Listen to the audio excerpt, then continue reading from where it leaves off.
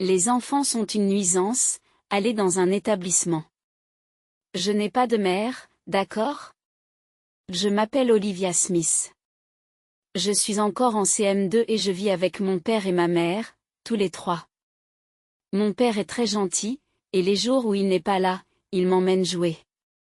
Ma mère agit normalement quand mon père est là, mais quand il n'est pas là, elle semble froide et quelque peu indifférente, ce qui fait qu'il est parfois difficile de lui parler. À tout à l'heure. Comme d'habitude, mon père part travailler tôt le matin. Pendant le petit déjeuner, je lui dis au revoir. En regardant l'horloge, il est presque temps pour moi d'aller à l'école.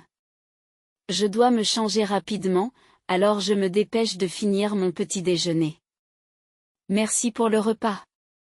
Après avoir mangé, je mets ma vaisselle dans l'évier et je me dirige vers ma chambre pour me changer. Je m'arrête. Ma mère m'arrête en me montrant l'évier.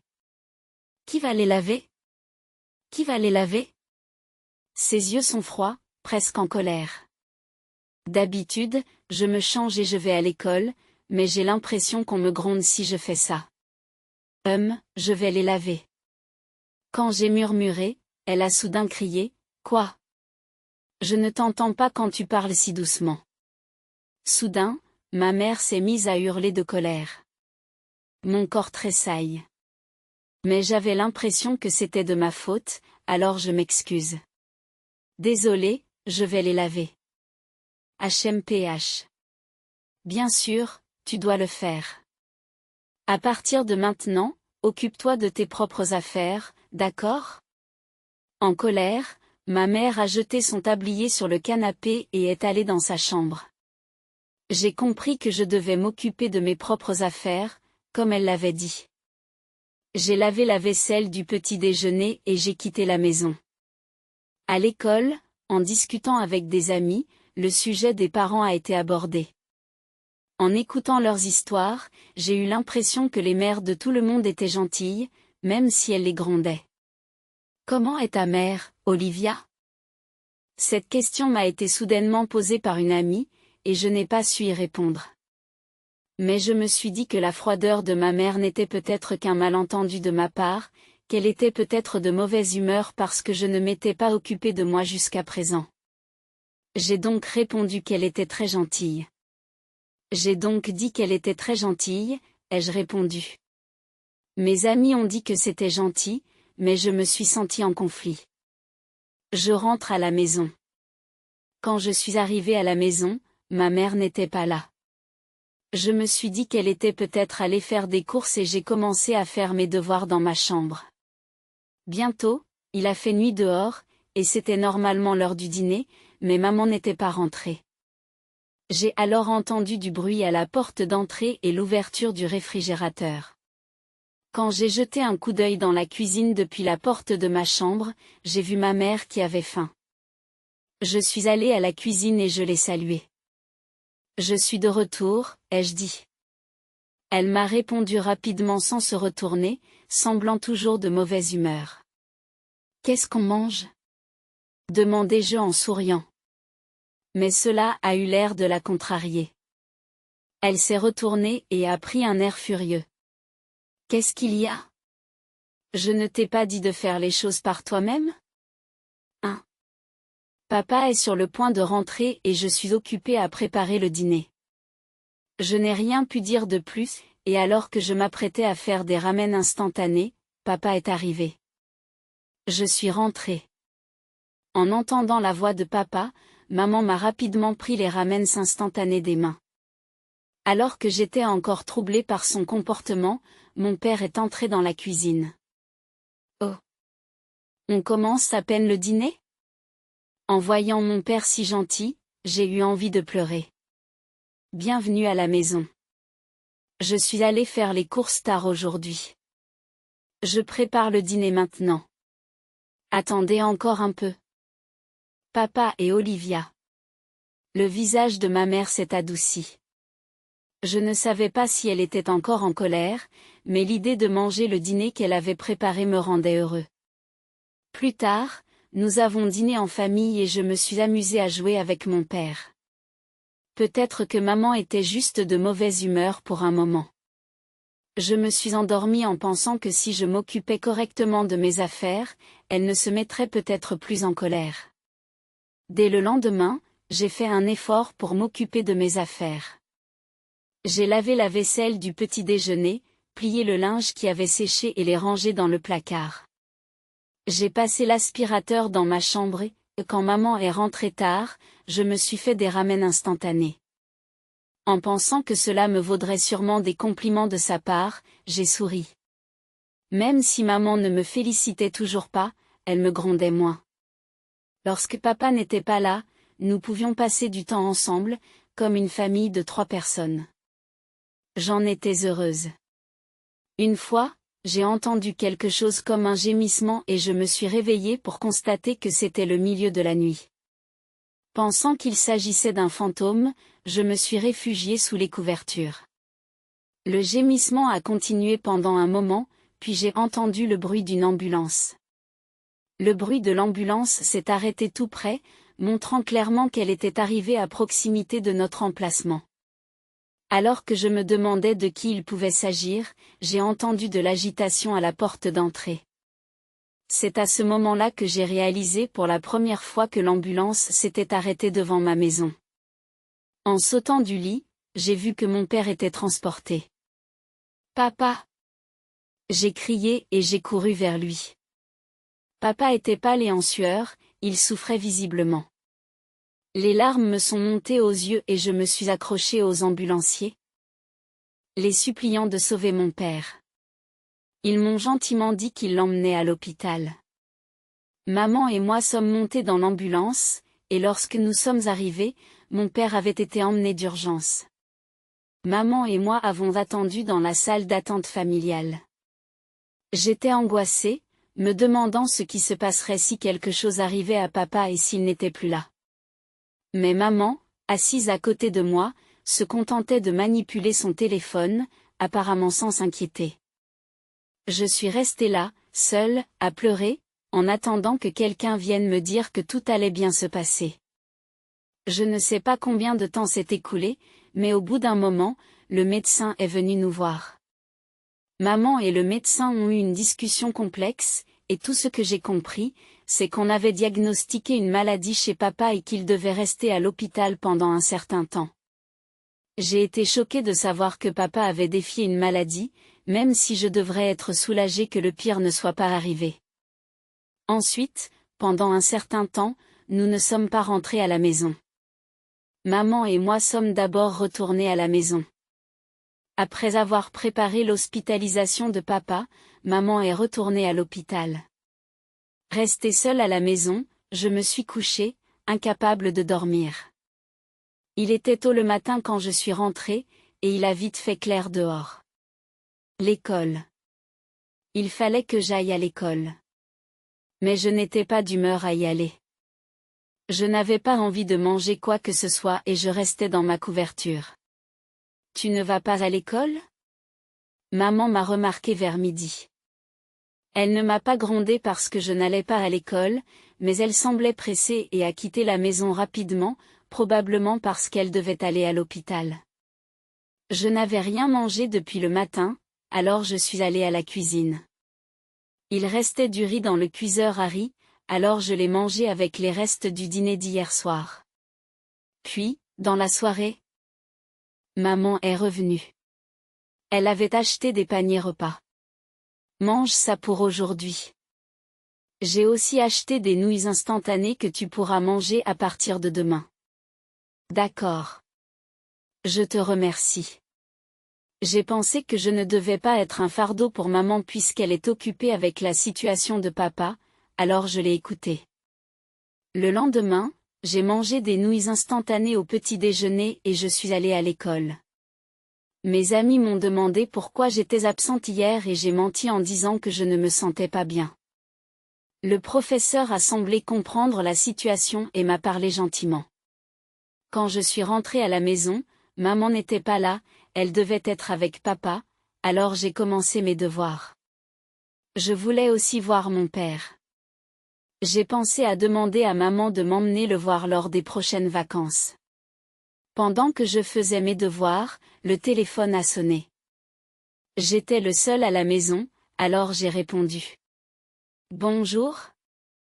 Oh, Olivia? Qu'est-ce que tu fais?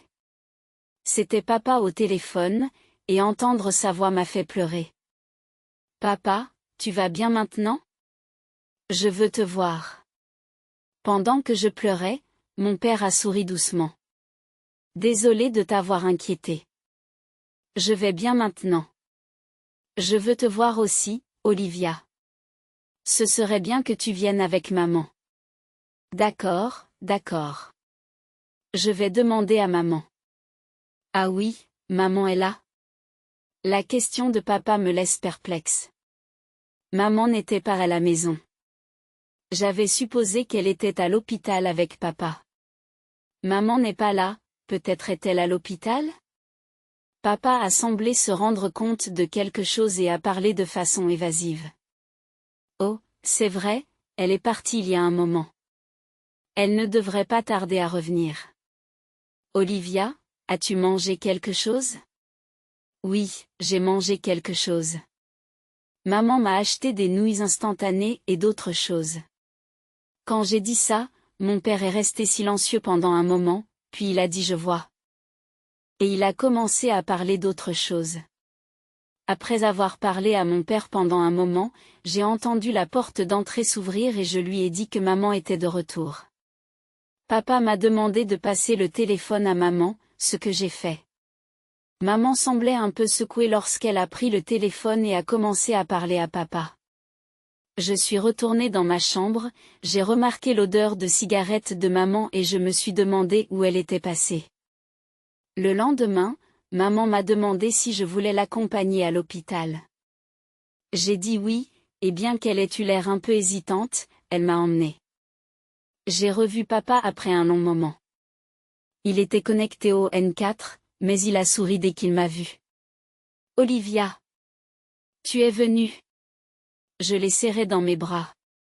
Voir papa en bonne santé me donnait envie de pleurer, mais j'étais si heureuse de le voir. Après avoir parlé avec papa pendant un moment, maman a dit qu'il était temps d'y aller et nous avons quitté la pièce à contre-séhure. Papa m'a fait un signe de la main avec un sourire, me disant de revenir. J'étais loin de me douter que ce serait notre dernière conversation. L'état de santé de papa s'est soudainement aggravé et il est décédé rapidement. Je n'arrivais pas à croire qu'il était parti, vêtu de noir comme maman nous l'avait demandé, nous sommes allés à l'enterrement. Beaucoup de gens sont venus dire au revoir à papa. En voyant la réaction calme de maman, je me suis demandé si papa était vraiment parti. Alors que je me tenais, hébété, à l'entrée de la salle funéraire, quelqu'un s'est approché de moi. Et, tu n'es pas Olivia? Je me suis retournée et j'ai vu une femme qui ressemblait un peu à une fille se tenir derrière moi. Ne sachant pas qui elle était, elle s'est assise à côté de moi sous mon regard perplexe. Cela fait vraiment longtemps, n'est-ce pas? Je suis ta tante, Olivia. Je suis la sœur de ton père. Quand elle a dit cela, j'ai remarqué qu'elle ressemblait à mon père. Je n'avais aucun souvenir de ma tante, mais je me souvenais que mon père parlait de sa sœur. Tante? Oui, ma tante. Est-ce que je ne ressemble pas à ton père? Elle a ri, et son visage ressemblait effectivement à celui de mon père. Soudain, elle m'a serré fort dans ses bras. C'est normal de pleurer maintenant. Tu as été si forte, Olivia. Je n'avais pas réalisé que je pleurais, mais les mots de ma tante ont fait couler encore plus de larmes. C'était la première fois que je comprenais vraiment que je ne reverrais pas mon père. Après que ma tante m'a réconfortée pendant un moment, je l'ai remerciée et je suis allée chercher un verre. Lorsque je suis entrée dans la pièce, maman était là. Voyant mon visage baigné de larmes, elle m'a dit, « Quoi? Quoi? Tu as pleuré? Quel visage disgracieux! » Ces paroles froides m'ont fait mal. « Tu n'es pas triste, maman? » demandai-je, incapable de comprendre pourquoi elle ne semblait pas se lamenter. À quoi bon être triste? Il est parti maintenant. Ces paroles indifférentes m'ont fait frissonner. Toutes les fois où nous avons ri et nous sommes amusés comme une famille de 3 personnes n'étaient-elles qu'une illusion? Maman détestait-elle papa? Alors que je restais figée, ma tante s'est approchée. Oh, ma belle-sœur, ça fait longtemps qu'on ne s'est pas vu. Dit gaiement ma tante, et l'expression de maman changea. Oh, ça fait longtemps qu'on ne s'est pas vu. Et, je peux t'aider? Non, non, il n'y a rien. Alors Olivia, allons là-bas. Dit ma tante en m'entraînant. À l'expression du visage de ma mère, je pouvais voir qu'elle n'était pas à l'aise avec ma tante. Ensuite, je suis restée avec ma tante jusqu'à la fin de l'enterrement de mon père. Olivia, nous partons maintenant. Dit ma mère en venant me chercher au bout d'un moment. Ma tante m'avait tenu la main pendant tout ce temps. Mais elle l'a lâchée lorsque nous nous sommes préparés à partir. Elle avait l'air un peu triste. Olivia, à plus tard. Oui, à tout à l'heure. J'ai répondu, hésitant à partir. Lorsque nous sommes sortis, une voiture inconnue s'est arrêtée. Désolée pour l'attente. Un homme, apparemment une connaissance de ma mère, a ouvert la portière. Il y avait un étranger sur le siège du conducteur, et j'ai hésité à monter par réflexe. Ne traîne pas, monte. Ma mère a parlé d'un ton que je n'avais jamais entendu auparavant, et je suis montée à contre-séhur dans la voiture. La voiture roulait dans la direction opposée à celle de notre maison, et je regardais simplement le paysage qui défilait à l'extérieur. Je me sentais un peu effrayée, ne sachant pas où nous allions dans la voiture. Nous sommes arrivés. Sortez vite. Elle dit alors que nous nous arrêtons devant un grand bâtiment dans un endroit inconnu. Maman, c'est où? J'ai demandé, mais elle s'est contentée d'allumer une cigarette et de répondre. Les enfants sont une nuisance, allez dans un centre. Quoi? Je n'ai pas compris ce qui se passait pendant que ma mère et l'inconnu s'éloignaient. Me laissant derrière, j'ai essayé de poursuivre la voiture pendant un moment, mais je n'ai pas pu la rattraper, et j'ai abandonné en tombant. Perdue et ne sachant pas où aller, je suis retournée à l'endroit où j'avais été laissée, et c'est alors qu'une voiture s'est arrêtée à côté de moi. La vitre s'est baissée pour laisser apparaître ma tante. Je n'arrive pas à croire que c'est en train d'arriver. Olivia, monte. Soulagée de voir ma tante, je suis montée rapidement dans sa voiture. Elle m'a tapoté la tête et j'ai pleuré doucement, sentant enfin la tension se relâcher. Combien de fois vas-tu pleurer aujourd'hui, ma pauvre? Alors que je continuais à rouler dans la voiture de ma tante, nous sommes arrivés à une maison. Il semblait que c'était la maison de ma tante. Je suis entrée comme on me l'avait dit. Et une voix d'homme nous a accueillis joyeusement, Welcome back. Je me suis instinctivement cachée derrière ma tante, qui a ri et m'a rassurée en me disant que tout allait bien. Lorsque j'ai regardé l'homme en hésitant, un jeune homme se tenait là et me souriait. Désolé, je vous ai fait peur? Je suis le mari de cette dame, votre oncle, dit-il en me tendant la main pour une poignée de main. Son visage aimable m'a rassurée, et lorsque je lui ai serré la main, il a souri à nouveau. Vous devez avoir faim, n'est-ce pas? Le dîner est prêt. Il faut manger beaucoup pour grandir, dit-elle. Je me suis mis à rire en écoutant leur joyeuse conversation. Comme mon estomac grondait, je me suis sentie gênée, et ils ont tous les deux ri de bon cœur.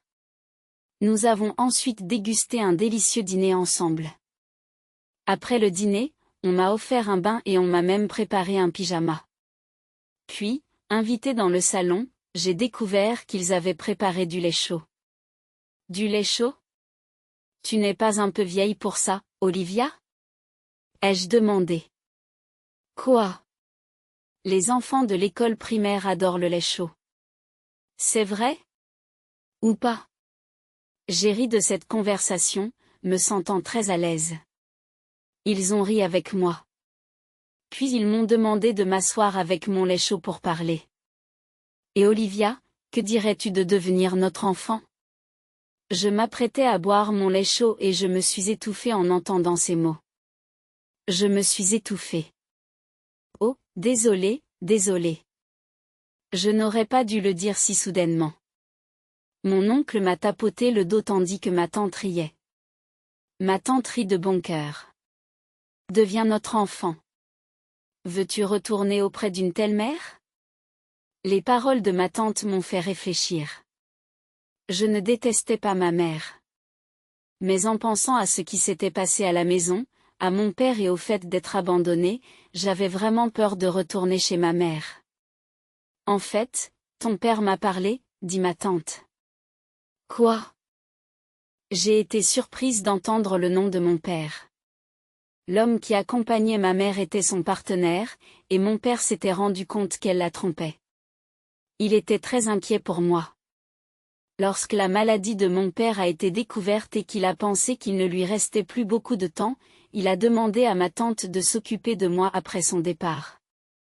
En entendant cela, je n'ai pas pu m'empêcher de pleurer, car j'avais hâte de revoir mon père. Ton père t'aimait et s'occupait tellement de toi. Son contact chaleureux m'a fait crier intérieurement plusieurs fois merci à mon père. Mon père, que j'aimais beaucoup. Mon père, qui jouait toujours avec moi. J'ai décidé d'être forte pour lui. Je veux rester avec toi et mon oncle. Mon oncle et ma tante étaient ravis. Rester avec eux nécessiterait diverses procédures, et cela pourrait prendre un certain temps, mais ils m'ont dit que je pouvais rester sans m'inquiéter. J'ai décidé de faire de mon mieux pour aider mon oncle et ma tante. J'ai aidé à préparer le petit déjeuner et le dîner, j'ai nettoyé la salle de bain et les toilettes, et ils ont commencé à s'inquiéter du fait que j'en faisais trop. Ils m'ont dit que tu devais jouer comme un enfant normal de l'école primaire, et j'ai décidé de faire mes devoirs à la place. Olivia, as-tu toujours fait le ménage à la maison? M'a demandé ma tante pendant le dîner. Lorsque j'ai hoché la tête, mon oncle m'a serré dans ses bras. Tu as vécu beaucoup de choses pour une enfant de l'école primaire. Oui, aider est une chose, mais je craignais que tu n'en fasses trop. En effet, j'en faisais peut-être trop pour mériter les éloges de ma mère. Je me suis rendu compte que je faisais peut-être trop d'efforts pour mériter les éloges de ma mère. Je suis devenu silencieux, pensant à mes efforts qui n'ont jamais été appréciés. Ma mère ne s'est probablement jamais souciée de cela. Vous n'avez pas à vous inquiéter de quoi que ce soit ici. Nous acceptons ton aide? Mais tu dois te concentrer sur tes amis, l'école et toi-même. Prends soin de toi. C'est ce que m'a conseillé ma tante. Ces mots ont trouvé un écho profond en moi. Et mon oncle, les yeux pleins de larmes, a hoché la tête à plusieurs reprises. Je me sentais si heureuse d'être avec eux. 2 semaines après l'enterrement de mon père, j'ai été appelée dans la salle des professeurs de l'école. En me demandant de quoi il s'agissait, on m'a dit que ma mère avait appelé. Les enseignants ne connaissaient probablement pas toute la situation. Pensant que les professeurs seraient troublés si je ne répondais pas, j'ai essayé de contrôler ma main tremblante en décrochant le téléphone. Bonjour? Olivia. Réponds vite. J'ai entendu la voix de ma mère, qui hurlait comme elle en avait l'habitude. Où es-tu en ce moment? Tu n'es pas à l'établissement où je t'ai laissé. Je n'ai pas trouvé ma voix et je suis restée silencieuse. Tu m'écoutes? Eh bien, peu importe. Je viens te chercher. Ensuite, l'argent de poche arrivera. Maman a besoin d'argent en ce moment. En entendant les paroles de ma mère, mes sentiments se sont instantanément refroidis. J'étais frustrée de penser que j'avais cherché l'amour et les louanges d'une telle personne, et que mon père avait été trahi par elle. Maintenant, j'ai ma tante et mon oncle. Un endroit qui est important pour moi. Et mon père bien-aimé veille sur moi. Je peux être forte. Je n'ai pas de mère, n'est-ce pas? Avant même de m'en rendre compte, j'avais dit cela à ma mère. Je lui ai dit, quoi? Qu'est-ce que tu racontes? Peut-être que tu as la mauvaise personne? Au revoir alors. Attends une minute. J'ai raccroché tout seul. Le professeur à côté de moi a été surpris, demandant si ce n'était pas ma mère, et j'ai répondu qu'il s'agissait d'un faux numéro. Cet appel a été considéré comme suspect et l'école a émis un avertissement. Pensant que ma mère pourrait venir à l'heure de la sortie. J'ai appelé ma tante depuis le téléphone public de l'école. Elle m'a dit qu'elle viendrait immédiatement, ce qu'elle a fait. Elle a expliqué la situation à l'école, qui a contacté les services de l'enfance. Lorsque je suis rentrée à la maison, ma mère était effectivement venue me chercher, mais les enseignants se sont occupés de la situation et elle est partie à contre-séhur, l'air amer. Par la suite, ma mère n'a plus pris d'assaut l'école, mais par sécurité, ma tante ou mon oncle venaient me chercher avant l'heure de la sortie. Je me sentais désolée, mais mon oncle et ma tante m'ont dit de ne pas m'inquiéter, en souriant. Grâce à mon oncle et à ma tante, je passe des jours heureux. À l'école, les professeurs s'occupent de moi et je suis reconnaissant d'avoir autant d'alliés autour de moi. Et puis un jour, un peu plus tard, le téléphone de la maison a sonné. Depuis peu, je réponds aux appels téléphoniques chez mon oncle et ma tante. Comme d'habitude, j'ai décroché le téléphone. Bonjour. La voix que j'ai entendue était une voix que je ne voulais pas entendre. Oh, ce n'est pas Olivia? Tu étais donc là, finalement. Je me suis figée en reconnaissant immédiatement la voix de ma mère. Je me suis demandé comment elle avait su que j'étais ici. Personne n'aurait dû lui dire. Arrête de rester là et reviens. Les choses sont difficiles ici. Ma mère a parlé unilatéralement, sans attendre ma réponse. D'après elle, l'entreprise de son conjoint avait fait faillite et il n'avait plus d'argent. Elle avait besoin que je sois avec elle pour recevoir des allocations gouvernementales pour les frais de subsistance. Elle était apparemment mariée de facto avec son partenaire et envisageait de le quitter s'il ne parvenait pas à survivre financièrement. La situation était confuse pour moi, mais j'ai compris qu'elle avait besoin de moi uniquement pour l'argent. Elle devait être vraiment à court d'argent si elle avait aussi appelé l'école. Comme je restais silencieuse, ma mère s'irritait de plus en plus. Puis, soudain, on m'a pris le téléphone. Surprise, je me suis retournée pour voir ma tante qui me souriait. Mais l'instant d'après, son visage est devenu sévère. Réponds-moi au moins. Est-ce que tu m'écoutes? Tu es si bruyante et agaçante. Tu devrais savoir que je t'entends. Quoi? La voix de ma mère à l'autre bout du fil s'est tue. Mon cœur s'emballe. Tu n'as pas honte d'appeler ta propre fille uniquement pour de l'argent? Lui dire de revenir pour ça? C'est ridicule. Qu'est-ce que tu crois qu'Olivia est? Qu'est-ce que ça peut vous faire? C'est ma fille. Rendez-la moi. Qui a laissé sa fille à l'entrée d'un établissement? Ne dites pas de telles bêtises. J'appelle la police. Dites qu'elle a été kidnappée. Allez-y. Nous avons des preuves des terribles choses que vous avez faites à Olivia. En fait, s'il vous plaît, faites-le. Cela pourrait résoudre les choses plus rapidement. Qu'est-ce que tu as dit? En écoutant ma tante et ma mère se disputer, je me suis sentie un peu déprimée, pensant que je causais des problèmes. C'est alors que mon oncle, qui était apparemment revenu à un moment donné, m'a tapoté la tête par derrière. C'est bon, laisse-nous faire. Il est temps que les adultes s'en occupent. Il m'a rassurée en m'éloignant pour faire du lait chaud. Tu aimes le lait chaud, n'est-ce pas, Olivia? Tu en bois beaucoup? Me demande mon oncle. Oui, je l'ai trouvé délicieux la première fois que je l'ai goûté. C'est pour cela que je l'aime, répondis-je. En entendant cela, mon oncle a souri joyeusement. Au bout d'un moment, ma tante est revenue dans le salon. Remarquant mon air inquiet, elle m'a ébouriffé les cheveux pour me rassurer. Qu'est-ce qui se passe avec ce visage? Il n'y a pas de problème. Elle n'est pas de taille contre moi. J'ai lissé mes cheveux et j'ai remercié ma tante. Puis j'ai aidé à préparer le dîner. Depuis que je suis chez mon oncle et ma tante, je me suis rendu compte à quel point il est agréable d'aider. Quelques jours plus tard, quand le téléphone a sonné, c'était encore ma mère. Même si mon oncle et ma tante m'ont dit que je ne devais plus répondre, j'ai voulu les aider. C'est Olivia, n'est-ce pas? Maman a vraiment besoin d'aide. J'ai des problèmes. Comme je l'ai déjà dit, je n'ai pas de mère. Quel manque de cœur. Je t'ai élevé, n'est-ce pas? As-tu oublié les bons moments que nous avons passés avec ton père? Entendre le nom de mon père m'a fait sursauter et m'a agacé. Je m'amusais beaucoup quand j'avais un père. Mais celui qui était gentil n'était que mon père. Tu m'as abandonné.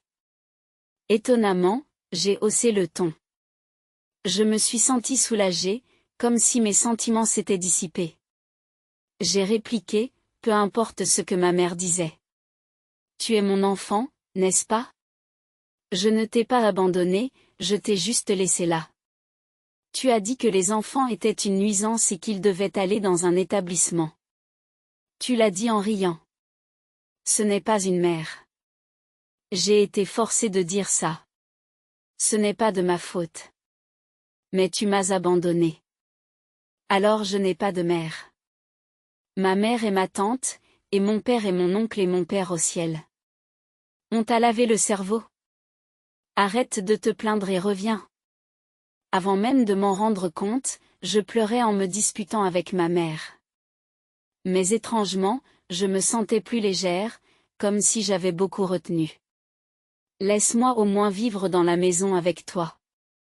Je ne peux même pas manger si ça continue. C'est impossible. Ne dérange pas les gens que j'aime. Sentant soudain la présence de quelqu'un, je me suis retournée et j'ai vu ma tante et mon oncle debout. Ma tante m'a tapoté la tête et m'a félicité d'avoir parlé.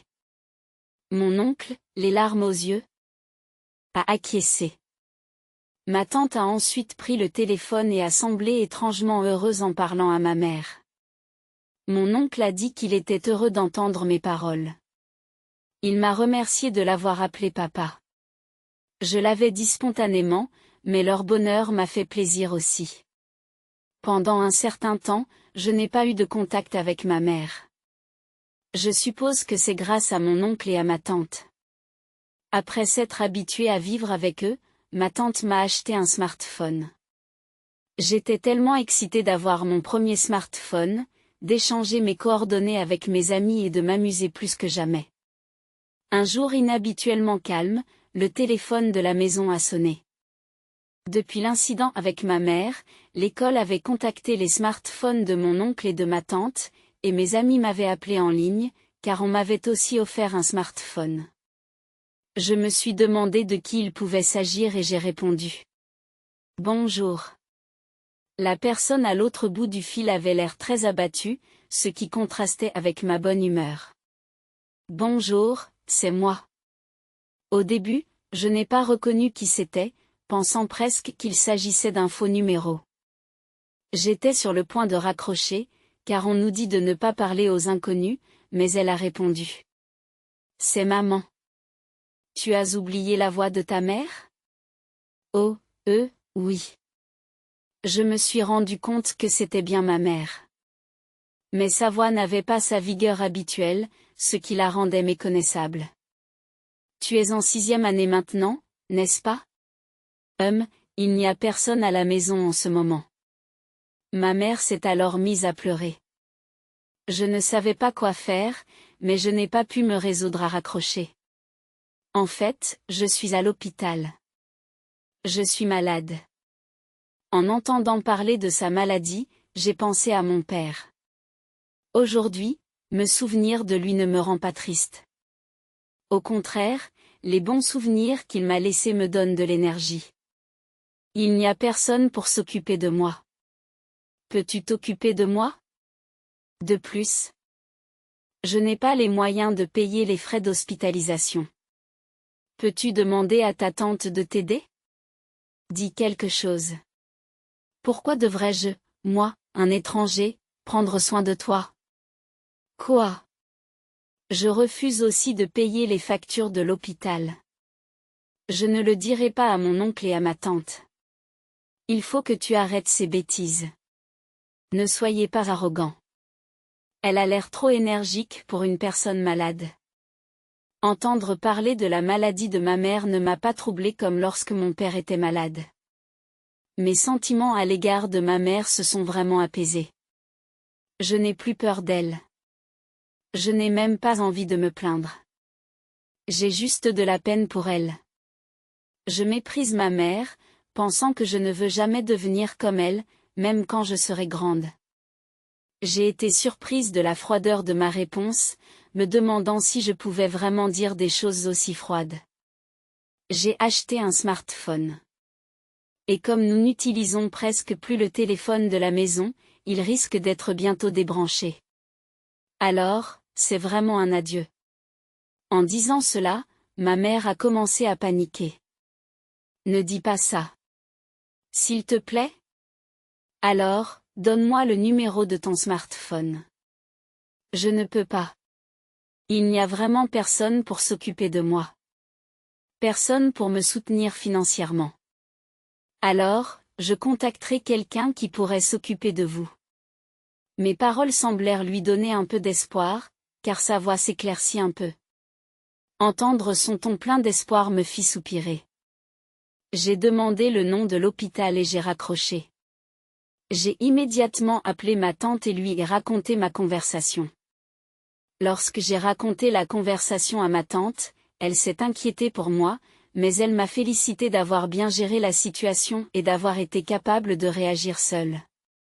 Lorsque j'ai formulé une demande, ma tante a accepté et a immédiatement contacté quelqu'un pour moi. Il s'agissait de la personne que j'avais suggérée à ma mère en tant qu'aidant potentiel. Quelques jours plus tard, j'ai remarqué que le téléphone de la maison sonnait sans arrêt.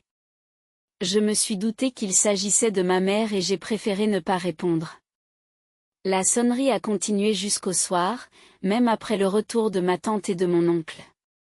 Lorsque je leur ai parlé de la sonnerie incessante, ma tante a soupiré et a répondu au téléphone. Comme je m'y attendais, c'était ma mère qui était au téléphone et ma tante était engagée dans une discussion animée avec elle. Il semblait que ma mère demandait constamment à me parler. Ma tante refusait sa demande. Au téléphone, j'entendais la voix de ma mère paniquée par l'arrivée de son frère, se demandant pourquoi je l'avais contacté. La personne que j'avais demandé à ma tante de contacter était le frère de ma mère.